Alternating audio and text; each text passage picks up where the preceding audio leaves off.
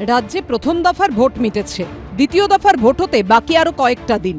তার আগে আলিপুর আদালতে সাময়িক স্বস্তি পেলেন বেহালা পশ্চিম বিধানসভা কেন্দ্রে শাসক দলের ২১ জন। আলিপুর আদালত সূত্রে খবর, সম্প্রতি ভারতীয় ন্যায় সংহিতা বা বিএনএস এর ১২৬ ধারায় কলকাতা পুলিশের বিভিন্ন থানার মাধ্যমে ২১ জনের কাছে নোটিশ যায়। নোটিশ প্রাপকরা সকলেই বেহালা পশ্চিম বিধানসভা কেন্দ্রের এবং শাসক দলের সঙ্গে যুক্ত। নোটিশে লেখা ছিল, এলাকায় অশান্তি ছড়ানোর অভিযোগে তাদের স্পেশাল এক্সিকিউটিভ ম্যাজিস্ট্রেটের কাছে হাজির হতে বলা হচ্ছে। নোটিশে ১,০০০ টাকার বন্ডের কথাও উল্লেখ করা হয়। এরপরে কলকাতা পুরসভার মেয়র পরিষদ তৃণমূল নেতা তারক সিংহের উদ্যোগে আলিপুর আদালতে মামলা করা হয়। আইনজীবী গোপাল হালদারের দাবি, সেই নোটিশে স্থগিতাদেশ দিয়েছেন ডিস্ট্রিক্ট ম্যাজিস্ট্রেট। তৃণমূলের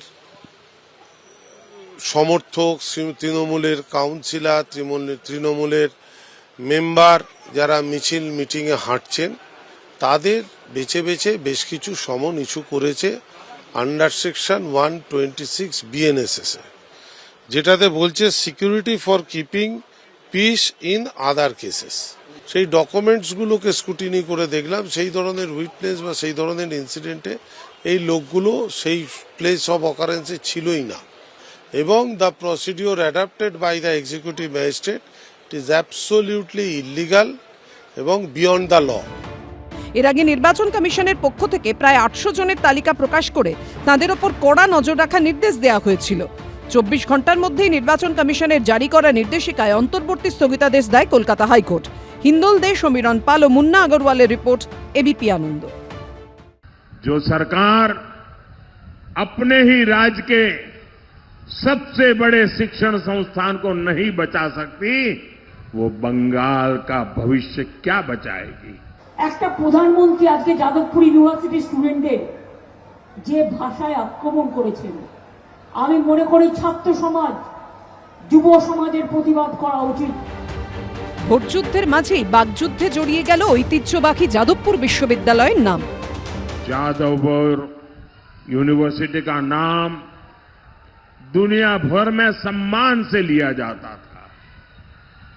इस कैंपस की नींव ही राष्ट्रवाद पर रखी गई थी, लेकिन आज यहां की स्थिति देखिए, कैंपस के अंदर धमकियां दी जा रही हैं, दीवारों पर देश विरोधी बातें लिखी जा रही है, और छात्र अपनी पढ़ाई के बजाय सड़कों पर प्रदर्शन करने को मजबूर है।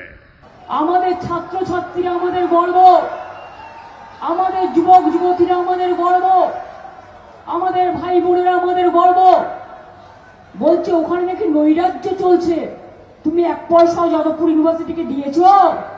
তুমি কি জানো যাদবপুর ইউনিভার্সিটি নাম্বার 1 র্যাঙ্কে আছে? ক্যালকাটা ইউনিভার্সিটি আছে, প্রেসিডেন্সি আছে, সেন্ট জেভিয়ার্স আছে। মাথায় রেখে দিও, কখনো ছাত্রছাত্রীদের অ্যাটাক করছো।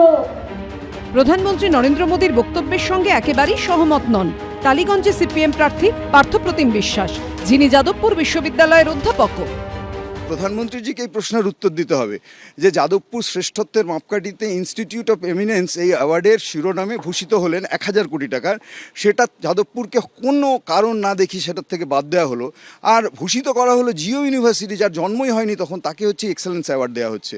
ফলে ওনার চোখে এক্সেলেন্স, যা মোদিজিদের চোখে এক্সেলেন্স হচ্ছে এই আদানি আম্বানি ফর্মুলায় হচ্ছে শিক্ষা যেদিকে যাচ্ছে। আর আরেকটা জিনিস সম্ভবত তাদের আফসোসের জায়গা, যে যাদবপুর হিন্দুত্ববাদী রাজনীতির আতুরঘর কখনো ছিল না, কখনো হবেও না। এই দুঃখ, এই আফসোস যদি তার থাকে এবং সেই প্রয়োজনে তিনি যদি যাদবপুরকে আজকে নিচে নামাতে চান, আমি বলছি এই আফসোস তাদেরকে বুকে অনেক দিন বয়ে নিয়ে চলতে হবে। মুক্ত চিন্তার আতুরঘর হিসেবে পরিচিত যাদবপুর বিশ্ববিদ্যালয়, একসময় এই বিশ্ববিদ্যালয়ের পড়ুয়াদের একাংশকে নিশানা করেছিলেন দিলীপ ঘোষ। যাদের এত মান সম্মানের ভয় আছে, সেই মেয়েগুলো যায় কেন ওখানে? কিন্তু বেহায়াপন, সেই মেয়েগুলি মোটেই সমর্থনযোগ্য নয়, যারা নিজে ইচ্ছা করে কারো গায়ে পড়ছে, অন্যকে দোষ দিচ্ছে গিয়ে। খুব বেহায়া মেয়েগুলো। গত বছর যাদবপুর বিশ্ববিদ্যালয় ক্যাম্পাসে ইফতার পার্টির ভিডিও পোস্ট করে সরব হয়েছিলেন সুকান্ত মজুমদার। এবার যাদবপুর নিয়ে সরব হলেন খোদ প্রধানমন্ত্রী, জানিয়ে ভোটের আবহে বিতর্ক তুঙ্গে। অরিত্রিক ভট্টাচার্য, সুমন ঘরাই ও উজ্জ্বল মুখোপাধ্যায়ের রিপোর্ট, এবিপি আনন্দ।